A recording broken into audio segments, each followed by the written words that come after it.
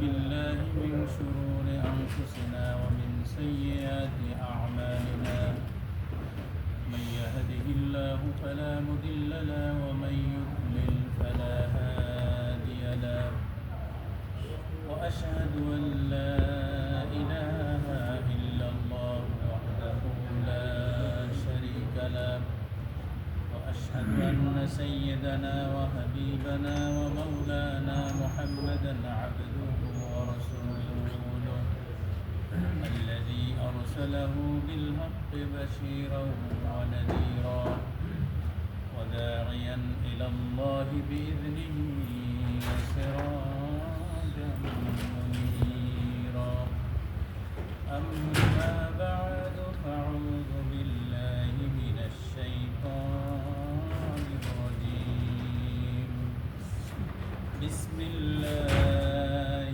الرحمن الرحيم هل أتى على الإنسان حين من الدهر لم يكن شيئا مذكورا إنا خلقنا الإنسان من نطفة أمشاج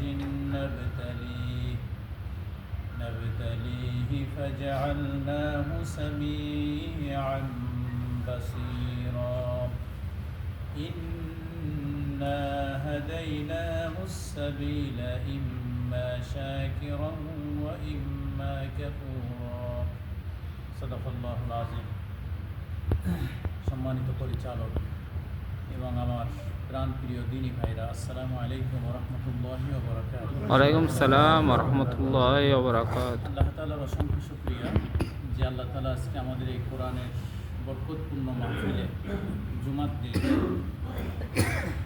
মাগরিবের নামাজ জামাতের সাথে আদায় করে আল্লাহর এই ঘরে কোরআনের এই মাহফিলে বসার মতো আল্লাহ তাআলার শক্তি সামর্থ্য এবং অবসর দান করেছেন। এই জন্য আল্লাহ শুকরিয়া আদায় করে আলহামদুলিল্লাহ। সম্মানিত ভাইরা আমার, আমি আপনাদের সামনে পবিত্র কোরআন শরীফের সূরাতুল ইনসান এর 3টি আয়াত তেলাওয়াত করেছি। পবিত্র কোরআন শরীফের 29 নম্বর পারার মধ্যে আছে 76 নম্বর সূরা। কোরআন শরীফের কয়টা সূরা বলতে পারেন? 114টি সূরার ভিতরে আমি যে সূরাটি তেলাওয়াত করেছি 3টি আয়াত, এটা হলো 76 নম্বর 29 পারার মধ্যে। এরপরে আছে সূরাতুল মুরসালাত এবং অন্যান্য সূরা আছে। এই সূরাটার নাম কি বলেছি? সূরা ইনসান। ইনসান মানে কি? মানে সূরার নামেই বোঝা যাচ্ছে যে এখানে আলোচনাটা কিসের ভিত্তিতে হবে বা কিসের আলোচনা আছে, তাই না? পবিত্র কোরআন শরীফে এক একটা সূরার নাম এক একটা দেওয়া হয়েছে।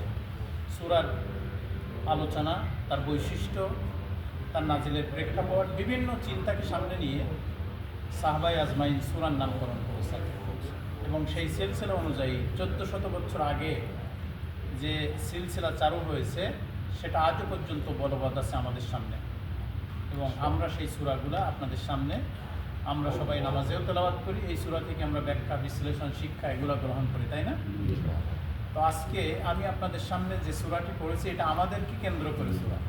আমরা মানুষ না? নাস মানে মানুষ, তার বহুবচন ইনসান, আর এখানে আল ইনসান বলা হয়েছে। দেখেন কোরআন শরীফে সূরা জিন আছে, তাই না? জি। আছে কি না? জি। একটু জবাব দিবেন। জি জি। ইনশাআল্লাহ। সূরা জিন, এখানে জিনদের একটা দল বিশ্বনবী মুহাম্মদুর রাসূলুল্লাহ সাল্লাল্লাহু আলাইহি ওয়াসাল্লামের কাছে সাক্ষাৎ করেছিলেন এবং তারা ইসলামে আকৃষ্ট হয়ে আল্লাহ রাসূলের কোরআন তেলাওয়াত শুনে তারা ইসলাম গ্রহণ করেছিল।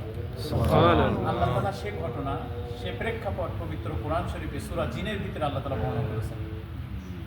মসজিদে জিন নামে একটা জিন আছে, মানে মসজিদ আছে মক্কা শরীফ থেকে বের হয়ে, মানে মানে কবরস্থান আছে যেখানে হযরত খাদিজা রাদিয়াল্লাহু আনহা দাফন করা।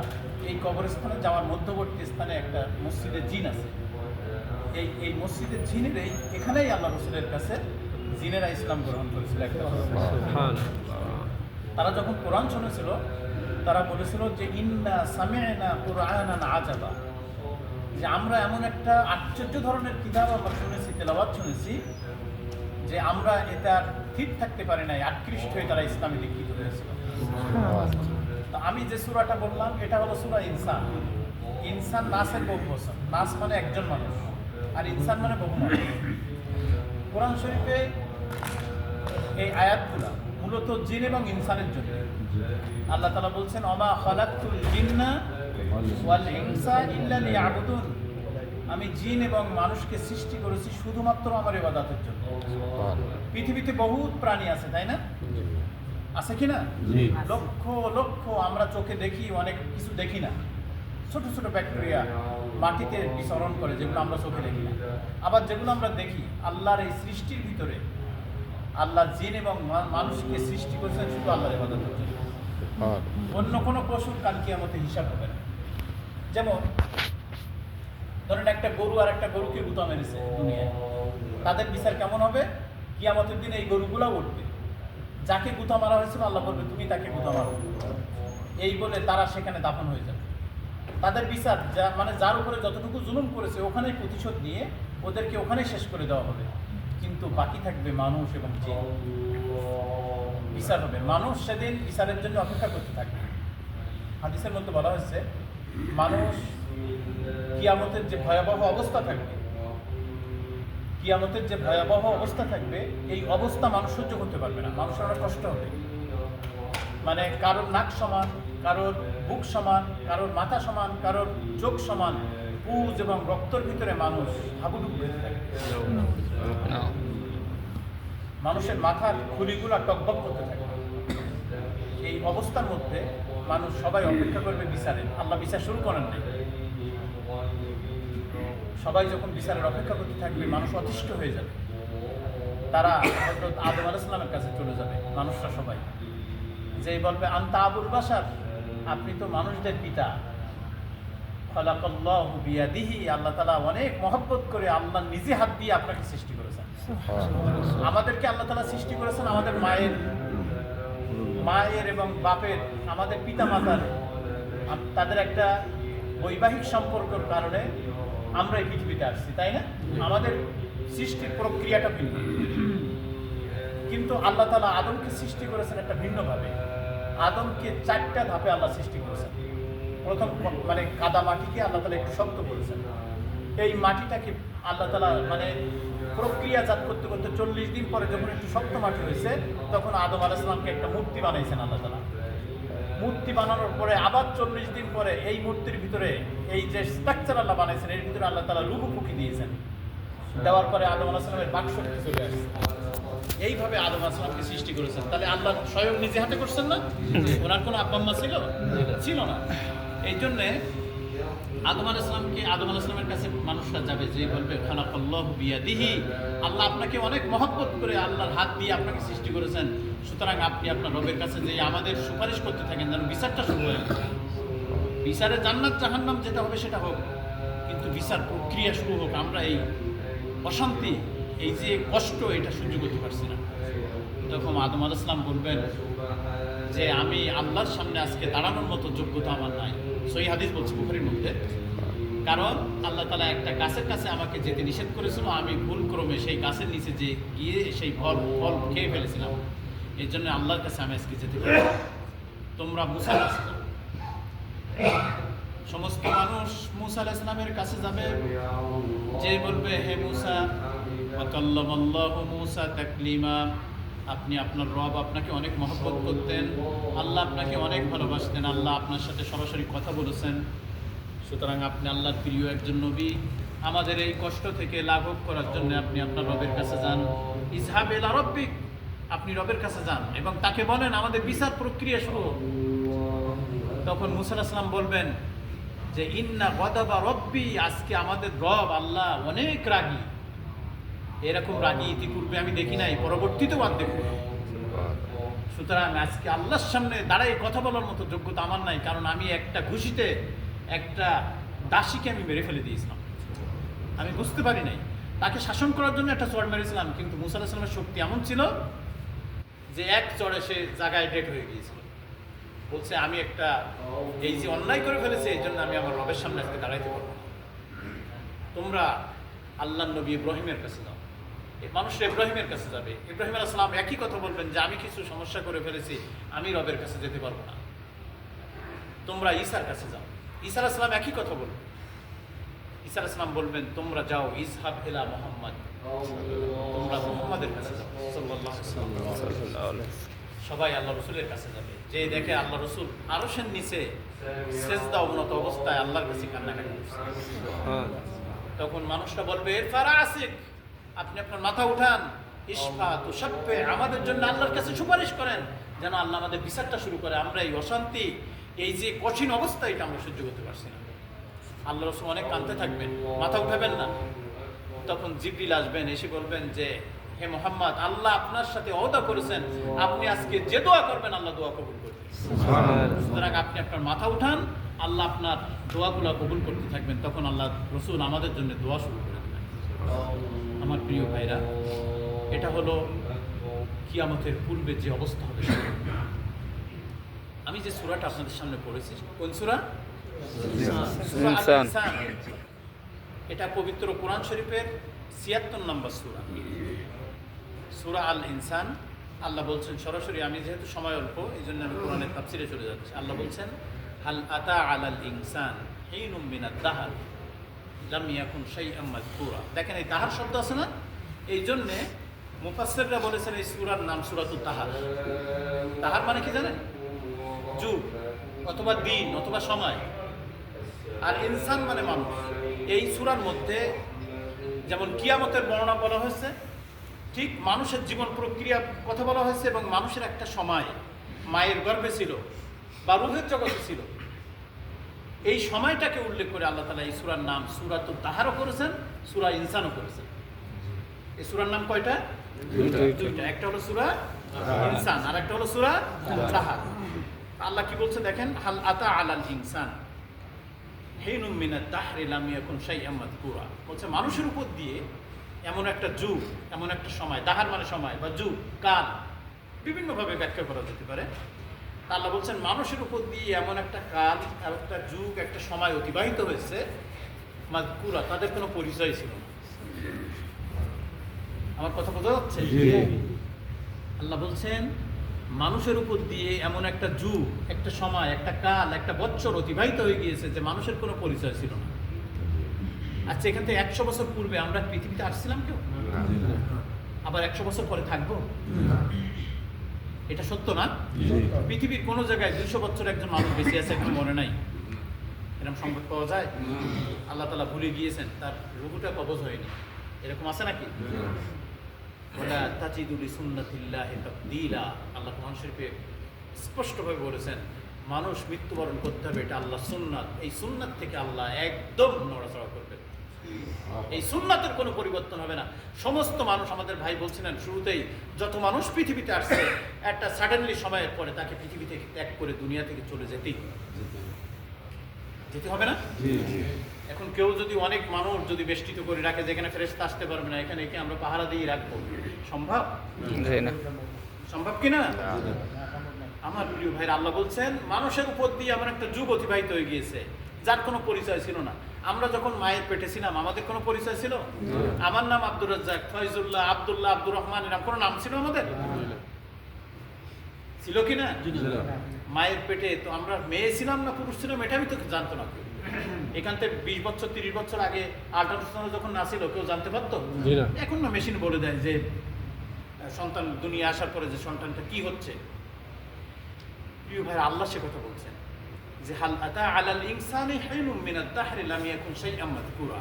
মানুষের উপর দিয়ে একটা যুগ অতিবাহিত হয়ে গিয়েছে যার কোনো পরিচয় ছিল না। আমরা যখন রূহের জগতে ছিলাম আমরা কিছু বলতে পারবো? মায়ের পেটে ছিলাম আমরা কিছু বলতে পারবো না। আমাদের আব্বা আম্মাদের যখন বিয়ে হয়েছে তারা একান্ত মিলনের পরে আল্লাহ তাআলা তাদের যে মানে তাদের মিলনের প্রক্রিয়ার মাধ্যমে আল্লাহ তাআলা আমাদেরকে দুনিয়া নিয়ে আসছেন, তাই না? আল্লাহ কোরআন শরীফে সূরা কিয়ামার মধ্যে বলছেন যে কিয়ামার শেষ দিকে সূরা কিয়ামার বলছে তোমরা কি কোন আয়াতটা কি ফালা সাদ্দাকা ওয়ালা সাল্লা ওয়ালাকিন কাযযাবা ওয়া তাওয়াল্লা সুম্মা যাহাবা ইলা আহলিহি ইয়াতামাত্তা আউলা লাকা ফাআউলা সুম্মা আউলা লাকা ফাআউলা আইয়াহসাবুল ইনসানু আইয়ুতরাকা সুদা। আল্লাহ আমার চোখে আগুন দিয়ে বলছে না, আইয়াহসাবুল ইনসান, মানুষকে চিন্তা করে না, আইয়ুতরাকা সুদা, তারা কি ছিল? তারা নাপাক এক ফোঁটা পানি ছিল। এটা কার কথা? দেখেন, এমন এক ফোঁটা পানি দিয়ে আমরা সৃষ্টি, যে এক ফোঁটা পানি কাপড়ে লাগলে আমাদের গোসল খরচ হয়ে যায়। নামাজ হতো এটা? হতো কি না? একটা নিকৃষ্ট পানি। আল্লাহ বলছেন যে নিকৃষ্ট পানি দিয়ে তোমাদেরকে উৎকৃষ্ট জাতি আমি তোমাদেরকে পয়দা করেছি। একটা বীজ, ধানের বীজ মনে করেন, যখন মাটিতে রাখা হয় এর কোনো মূল্য আছে? এটা তো পচেও যেতে পারে, আবার এদিকে একটা গাছও হতে পারে। আল্লাহর উপরে ভরসা করে আমরা যারা কৃষক, তারা এটা একটা বীজ রেখে আসে, কিন্তু একে ফুলে ফলে সাজিয়ে একটা গাছ কে তৈরি করে? আল্লাহ। কে করে? আল্লাহ বলছেন যে তোমাদের পিতামাতা যখন বিয়ে শাদী করলেন, তারা যখন একান্ত সময় কাটালেন, এক ফোঁটা পানি মায়ের জরায়ুর মধ্যে দিয়ে তোমাদেরকে ওখানে সুম্মা আলাকাতান মুদগা ফাখালাকনাল ইজামা লাহমা।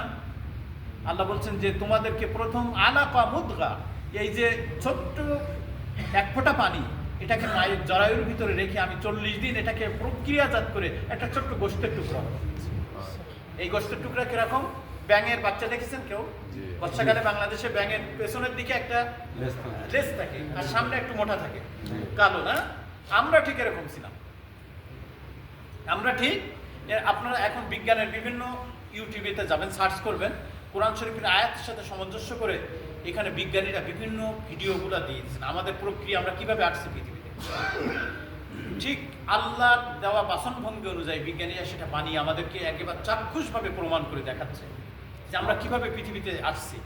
আমাদের কোনো পরিচয় ছিল না। যখন নাপাক রক্ত আমরা একটা গোশতের টুকরায় পরিবর্তন হলাম, সুম্মা কাসাউনাল ইজামা লাহমা, আল্লাহ বলছেন এই মানে ঝুলন্ত রক্তের টুকরাকে আমি গোশতে পরিণত করেছি। এটা কে করেছেন? আল্লাহ। এমনি এমনি কি সম্ভব? আল্লাহ কেন করলেন? এই আয়াতের এই যে 3টা আয়াত আমি পড়েছি, এটা শেষের এই জবাবটা আল্লাহ তাআলা আসবে। আমাদের কেন এই প্রক্রিয়ার মাধ্যমে আল্লাহ তাআলা নিয়ে আসার কারণ কি? আল্লাহ ইচ্ছা করলে আসমান থেকে নবী ফেলে দিতে পারতেন কিনা? পারতেন না? আল্লাহ তাআলা ইচ্ছা করে তো ফেরেশতা আমাদের কাছে পাঠান। ফেরেশতা আমরা চোখে দেখি না, কিন্তু ফেরেশতারা যে কাজ করে 24 ঘন্টা, এটা তো আমরা জানি। তারা আল্লাহর বিশেষ সৃষ্টি, তাই না? আল্লাহ যদি ফেরেশতা দুনিয়ায় পাঠাইতে পারেন, আমার আপনার মতো মানুষ ইচ্ছা করলে পানির সাথে আসমান থেকে পাঠাইতে পারতেন কিনা? যেমন শিলাবৃষ্টি হয় না? শিলাবৃষ্টি হয়, পানিকে আল্লাহ তাআলা শিলা বানান, বরফখণ্ড বানান, বানিয়ে এটা আমাদের মাথায় দিয়ে দেন। আল্লাহ ইচ্ছা করলে এরকম মানুষ হিসাবে পৃথিবীতে আমাদের পাঠাইতে পারতেন কিনা? কিন্তু আল্লাহ তা পাঠাননি। কেন পাঠাননি? মানুষের ব্যাকগ্রাউন্ডটা একটু চিন্তা ভাবনা করার জন্য আল্লাহ তাআলা এই প্রক্রিয়াটা বেছে নিয়েছে। তোমরা তো কিছু ছিলে না, আজকে পৃথিবীতে আসার পরে তুমি আব্দুল্লাহ হয়েছো, আব্দুর রাজ্জাক হয়েছো, অমুক হয়েছো, তমুক হয়েছো, তোমার চেয়ারম্যান হয়েছো, মেম্বার হয়েছো, এমপি হয়েছো, প্রধানমন্ত্রী হয়েছো, কিন্তু তোমার মূলে কি ছিলে তুমি? প্রশ্ন না? সব আমি একজন প্রাইম মিনিস্টার যা ছিল, আমি আপনি তাই ছিলাম কিনা? হ্যাঁ, এই জন্য আল্লাহ তাআলা যখন একজন মানুষ বয়সপ্রাপ্ত হয়, টাকা হয়, অর্থ হয়, আল্লাহ তাআলা ওই পূর্বের চিন্তা করার জন্য সবাইকে হজ করতে বলেন, যাদেরকে টাকা দিয়েছে আল্লাহ তাআলা, যে 2টা কাপড় পরে পূর্বে যেভাবে তোমরা ছিলে এই চিন্তা করো, হজের আরাফাতের ময়দানে যে আমরা একই অবস্থায় ছিলাম এবং পৃথিবীতে আমরা এক, আমাদের ভিতরে কোনো পার্থক্য নাই। কে প্রাইম মিনিস্টার, কে মন্ত্রী, কে সাধারণ মানুষ, কে রিক্সাওয়ালা, কে ঠেলাগাড়িওয়ালা, কে ম্যানেজার, কে ব্যারিস্টার, এটা কোনো পরিচয় সেখানে থাকে না। কেউ যদি মনে করে না আমি প্রাইম মিনিস্টার, আমি একটা ভিন্ন টুপি পরবো আরাফাতের ময়দানে, তার হজ হবে? কেউ যদি বলে না আমি 2টা কাপড় পরবো না, আমি তো একটু ধনবান মানুষ, আমি একটু ভালো জুতাটা পরবো, সেখানে ভালো জুতাটাও করতে পারবে? আল্লাহ তাআলা এটা বুঝিয়েছেন যে তোমরা এই পৃথিবীতে সবাই আমার গোলাম, গোলামি করার জন্যই তোমাদেরকে পাঠানো হয়েছে। এই পৃথিবীতে তোমাদের কোনো পরিচয় ছিল না, আমি আল্লাহ তোমাদেরকে বিভিন্নভাবে প্রক্রিয়াজাত করে পৃথিবীতে নিয়ে আসছি। তোমাদেরকে চোখ দিয়েছি, চোখ ছিল না, তোমাদের দাঁত ছিল না শক্ত খানা খাওয়ার মতো, আমি তোমাদের শক্ত দাঁত দিয়েছি। এই হাতগুলো অবাস ছিল, ছোট্টবেলায় হাত অবাস ছিল না? আল্লাহ তাআলা আমাদের এই হাতগুলো শক্তিশালী কে করেছেন? আমরা পা দিয়ে 2 বছর হাঁটতে পারতাম না, 2.5 বছর 1.5 বছর আমরা হাঁটতে পারতাম না, কিন্তু আমাদের হাঁটার ব্যবস্থা কে করেছেন? আল্লাহ। কতভাবে একটা পশু যখন পৃথিবীতে আসে 7-8 ঘন্টা পরে দৌড় মেলা শুরু করে, ছাগলের বাচ্চা প্যাপা শুরু করে না, কিন্তু আমার আপনার বাচ্চার ভাষা আসতে লাগে তো 1 বছর। অকুলিকাল ইনসানু দাঈফা, আল্লাহ বলছেন মানুষকে আমি অনেক দুর্বল করে সৃষ্টি করেছি। দেখেন পশু পাখি একটা পাখির বাচ্চা হওয়ার 1-2 দিন পরে ওড়া শুরু করে, কিন্তু আমার আপনার বাচ্চা 2 বছর লাগে তার হাঁটা শিখতে, 1.5 বছর লাগে হাঁটা শিখতে, 1 বছর লাগে হাঁটা শিখতে। ছেলেপিলের মানে এক এক ধরনের এক এক ছেলেপিলে আছে। তো আল্লাহ সে কথাই বলছেন যে হাল আতা আলাল ইনসান হিনুম মিনাদ দাহার, একটা যুগ এমন ভাবে অতিবাহিত হয়ে গেছে তোমাদের উপর দিয়ে, তোমাদের কোনো পরিচয় ছিল না পৃথিবীতে। লাম ইয়াকুন শাইআম মাযকুরা, কিছু ছিল না তোমাদের। আমি তোমাদেরকে শরীর দান করেছি, তোমাদের বডির উপরে, স্ট্রাকচারের উপরে, মানে আপনার হাড়ের উপরে আমি গোশত দিয়েছি, চামড়া দিয়েছি, চক্ষু দিয়েছি, এরপরে চুল দিয়েছি, সব কিছু দিয়ে আমি তোমাদেরকে একটা সুন্দর একটা মানুষ হিসেবে তোমাদেরকে পৃথিবীতে উপহার দিয়েছি। কে দিয়েছেন? আল্লাহ এই কথা স্মরণ করাইছেন কোরআন শরীফে বিভিন্ন জায়গায় আছে যে আল্লাহ তাআলা আমাদের সৃষ্টির প্রক্রিয়া আমরা কিভাবে আসছি পৃথিবীতে, আল্লাহ তাআলা এটা আমাদেরকে স্মরণ করিয়েছেন। কেন? আল্লাহ নিজেকে প্রকাশ করতে চান যে আমি রব, আমি তোমাদের সৃষ্টি করেছি। এইরকম নিখুঁতভাবে সৃষ্টি পৃথিবীর আর কেউ করতে পারবে না। পারবে? একটা পিঁপড়া তৈরি করতে পারবে কেউ? অসম্ভব। 1 ফোঁটা রক্ত, অরিজিনাল রক্ত পৃথিবীর কোনো বিজ্ঞানী তৈরি করতে পারবে কিনা? হ্যাঁ, এই জন্য তো মুমূর্ষু রোগীর রক্তের জন্য মানুষ খুঁজতে হয়, তার ব্লাড গ্রুপের সাথে অ্যাডজাস্ট হয়, মিক্স মানে আপনার সামঞ্জস্য হয়, এরকম মানুষ খুঁজে তারপর রক্ত দিতে হয়। কোনো ডাক্তার রক্ত বানাইতে পারবে না, এটা আল্লাহর সৃষ্টি। কেউ একটা চুল বানাইতে পারবে না, পারবে? সুতরাং আমাদেরকে নিখুঁতভাবে কে সৃষ্টি করেছেন? বলেন না সুবহানাল্লাহ। এই জন্য তো প্রত্যেক দিন নামাজের মধ্যে আমরা কি বলি? সুবহান রাব্বিয়াল আলা, সুবহান রাব্বিয়াল আযীম। কেন বলতে হয় এটা? কেন বলতে হয়? আমাদের তো আল্লাহ তাআলা মর্যাদা দান করেছেন, ওয়ালাকাদ কাররামনা বনি আদম, আমি বনি আদমকে সম্মানিত করেছি। এই সম্মানিত মানুষ কেন আল্লাহ বললেন যে আমার পায়ে কদমে তোমরা সিজদা করো, তোমরা নিচু হও? কেন বললেন? তিনি আমাদের সৃষ্টিকর্তা, তিনি সৃষ্টি করেছেন মানুষকে। এই কথা প্রত্যেকদিন মানুষ ভুলে যায়, এই জন্য আল্লাহ তাআলা 5 বার স্মরণ করে দেওয়ার জন্য আল্লাহ তাআলা বলছেন যে প্রত্যেকবার বলো সুবহান রাব্বিয়াল আযীম, সুবহান রাব্বিয়াল আযীম। আমি কিভাবে সৃষ্টি করেছি আমাকে স্মরণ করো। এত নিখুঁতভাবে কেউ কারো সৃষ্টি করতে পারে না। আচ্ছা বলেন, জেনারেটর যদি চলে তার কি আওয়াজ হয় না? আওয়াজ হয় কিনা? কারণ তার থেকে বিদ্যুৎ উৎপন্ন হয়ে বিভিন্ন পাওয়ার সাপ্লাই হচ্ছে, এই জন্য সে একটা আওয়াজ হয়। আমাদের ভিতরে এরকম বিদ্যুৎ তৈরি হয় না? তৈরি হয় কিনা? যদি তৈরি না হতো আমরা তো চোখে দেখতাম না, শিরা উপশিরা কাজ করতো না, কথা বলতে পারতাম না, চোখের পলক ফেলতে পারতাম না। কিন্তু এই যে মেশিনারিজগুলো কাজ করছে, এই শব্দগুলোকে কোথায় যাচ্ছে? যদি সবসময় ঘটঘট ঘটঘট শব্দ হতো ভিতরে, না বাড়িতে অশান্তি, মসজিদে অশান্তি, বাজারে অশান্তি, কেউ কারোর সাথে সহ্য করতে পারতো না। কিন্তু আল্লাহ নীরবে নিরবিচ্ছিন্নভাবে যে পাওয়ারটা সাপ্লাই করছেন মেশিন দিয়ে, ভিতরে শক্তিশালী মেশিন দিয়ে, সে আল্লাহ কি স্মরণ করা দরকার না? করা কি দরকার কিনা? আল্লাহ চোখে আঙুল দিয়ে সূরা ইনসানে বলছেন হাল আতা আলাল ইনসান হিনুম মিনাদ দাহার লাম ইয়াকুন শাইআম মাযকুরা, তোমাদের উপর দিয়ে এমন একটা কাল, এমন একটা যুগ, এমন একটা সময় অতিবাহিত হয়েছে, তোমাদের কোনো পরিচয় ছিল না। এরপরে আল্লাহ বলছেন ইন্না খালাকনাল ইনসানা মিন নুতফা, আল্লাহ বলছেন নিশ্চয়ই আমি মানুষকে সৃষ্টি করেছি 1 ফোঁটা নাপাক পানি দিয়ে। যে কথা আমি আগে বলেছিলাম, আমরা আপনার সৃষ্টি করেছি কি দিয়ে? আমরা বলি না আমরা মাটির তৈরি? মাটির তৈরি আমাদের পিতা আদম আলাইহিস সালাম। এই জন্য আমরা বলি আমাদের পিতার উত্তরসূরি, কিন্তু আমরা মাটির তৈরি না, আমরা হলাম কিসের তৈরি? 1 ফোঁটা নাপাক পানি দিয়ে। এই নাপাক পানিটা মাটি থেকেই আসছে। যদি একজন মানুষ না খায় তার দেহে রক্ত হবে? আর রক্ত থেকেই তো এই জিনিসটা তৈরি হয়, তাই না? আর এই রক্ত, এই জিনিসগুলো তৈরি হতে গেলে যে খানাটা খায়, এটা কোথা থেকে উৎপন্ন হয়? মাটি থেকে। এই জন্য আমরা বলি আমরা মাটি, আসলেই মূলত মাটি, যেহেতু আমাদের পিতা আদম আলাইহিস সালাম মাটি। কিন্তু মুফাসসিররা বলেছেন আমরা মূলত 1 ফোঁটা পানি দিয়েই পৃথিবীতে আসছি। আল্লাহ বলছেন ইন্না খালাকনাল ইনসানা মিন নুতফাতিন আমশাজিন নাবতালিহি ফাজআলনাহু সামিআন বাসীরা। আল্লাহ বলছেন আমি নিখুঁতভাবে 1 ফোঁটা নাপাক পানি দিয়ে তোমাদেরকে সৃষ্টি করলাম, করার পরে ফাজআলনাহু সামিআ, সামিয়া শব্দের তো কান না, শোনার। আল্লাহ বলছেন তোমাদের শোনার জন্য কান দিয়েছি, বাসীরা চোখ দিয়েছি। আগে আল্লাহ তাআলা কানের কথা কেন বলছেন? মুফাসসিররা বলছেন এখানে সামিয়াম বাসীরা শব্দের অর্থ অন্তরের যে কান আছে সেইটা। ধরেন একজন ব্যক্তির চোখ আছে, এখন কিছুদিন পরে কেউ যদি অন্ধ হয়ে যায়, পৃথিবী সম্পর্কে তার একটা ধারণা থাকে না, এরকম এরকম এরকম। কিন্তু অন্তরের যে চোখ, অন্তরের যে ধারণ শক্তি এই চোখের থেকে আরো বেশি তীক্ষ্ণ। আপনি আমি চোখ বুঝাই, অন্তর দিয়ে কল্পনা করি আমরা বাংলাদেশে চলে গিয়েছি, এরকম হয় না? হয় কি না? তা বাংলাদেশে চলে আপনি তো জান নাই, কিন্তু আপনার অন্তর এখানে চলে গিয়েছে বাংলাদেশে। এই জন্য এটা বেশি শক্তিশালী। আল্লাহ এই জন্য বলছেন সামিআম বাসীরা, তোমরা আমার এই জিনিসগুলা অন্তরের দিয়ে, তোমাদের সৃষ্টির প্রক্রিয়াকে অন্তর দিয়ে চিন্তা করো, আগে অন্তরের চোখ দিয়ে দেখো যে কত নিখুঁতভাবে বানিয়েছি আমি তোমাদের, সুবহানাল্লাহ। কত নিখুঁতভাবে বানিয়েছি। আচ্ছা, চোখগুলা যদি উপরে থাকতো আমরা দেখতে পারতাম, জি না। আর যদি পিঠে থাকতো আমাদের ঘুরে দেখতে হতো, তাই না? জি। আল্লাহর সৃষ্টি কত সুন্দর। দেখেন আমাদের এখানে পশম আছে, কিন্তু হাতের এখানে পশম নাই। যদি ভাত খাওয়ার সময় এখানে পশম থাকতো, আমরা ভাত খেতে গেলে সমস্যা হতো না? হতো কিনা? হতো। এখানে চুল, এখানে চুল, ঠোঁটের উপরে চুল নাই, আমরা এটা দিয়ে খাই। জিহ্বায় যদি চুল হতো, মানে শরীরে অন্যান্য জায়গায় যেরকম পশম আছে, জিহ্বায় যদি হতো তাহলে সমস্যাটা কি ছিল? বেশি ছিল না? নাকের ভিতরে পশম, অনেকের বিরক্ত লাগে, কিন্তু আল্লাহ তাআলা নাকের ভিতরে পশম কেন দিয়েছেন? ফিল্টার ইউজ করা যায়। প্রত্যেক দিন কত নিঃশ্বাস, শ্বাস প্রশ্বাস নিচ্ছি, কত ময়লা এটা ধারণ করে। এই জন্য তো উজুর সময় নাকটা পরিষ্কার করতে হয়, এটা সুন্নাহ, তাই না? নাক কেন পরিষ্কার করতে হয়? নাকি ময়লা জন্য। নাকে ময়লা জমে, আল্লাহ তাআলা চান আমাদেরকে পরিষ্কার পরিচ্ছন্ন রাখতে, তাই না? এই জন্য 5 বার হাত ধুতে হয়, নাক ধুতে হয়, মুখ ধুতে হয়, ব্রাশ করতে হয়, যেন আপনার পাশে দাঁড়াইলে একজন মানুষ কষ্ট না পায়। আল্লাহ বলছেন ইন্না খালাকনাল ইনসানা মিন নুতফা, এই নুতফা মানে একটা পানি।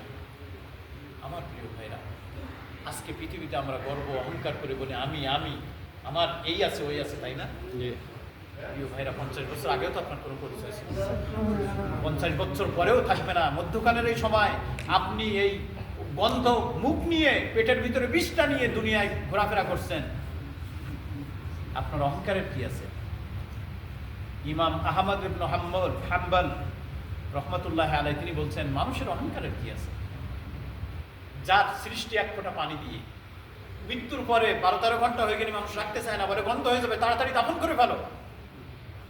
তাহলে আগেও কিছু ছিল না, মৃত্যুর পরেও কিছু নাই, লাশ বলে। আর দুনিয়ায় যখন চলাচল করে তার পেটে তো বিষটা, পায়খানা থাকে, মুখে গন্ধ থাকে। এই মানুষের অহংকারের কি আছে? ঠিক কিনা বলেন? প্রিয় ভাইরা আমার, তাই আল্লাহ বলছেন যে তোমরা তো এক ফোঁটা পানি দিয়ে তৈরি, তোমাদেরকে আমি অন্তরে চোখ দিয়েছি, কান দিয়েছি, তোমরা এটা কি চিন্তা করবা না? কোথায় তোমরা কিছু ছিলে না, তোমাদেরকে আমি তোমাদের শক্তি দিলাম, সামর্থ্য দিলাম, অর্থ দিলাম, এবং তোমাদেরকে আল্লাহ বলছেন শেষের আয়াতটা ইন্না হাদাইনাহুস সাবিলা ইম্মা শাকিরা ওয়া ইম্মা কাফুরা। আল্লাহ বলছেন আমি হেদায়েতের জন্য তোমাদেরকে একটা পথ দিয়েছি, হেদায়েত, ইসলাম নামক যে পথ, যে পন্থা, কোরআন নামক যে গাইডলাইন, এটা তোমাদেরকে দিয়েছি।